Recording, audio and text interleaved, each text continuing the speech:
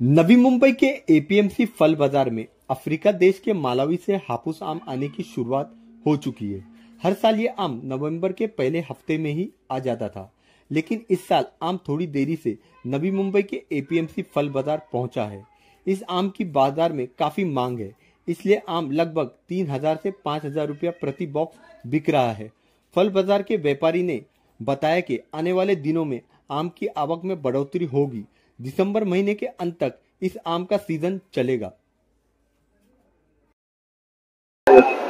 हे आंबे मालावी देशातून आले। हे देश आफ्रिकामध्ये, ईस्ट आफ्रिकामध्ये या भागात येतं आणि आता आपल्याकडे दोन व्हरायटी आले होते। एक आहे हापूस आणि एक आहे टॉमी ॲटकिन। आणि या आंब्यांचे दर चालू आहे 3000 ते 5000 पर्यंत। युजली हे आंबे येतात नोव्हेंबरच्या पहिल्या आठवड्यात, पण आता थोडा डिले झाल्यामुळे आता हे या वीक मध्ये आले आहेत।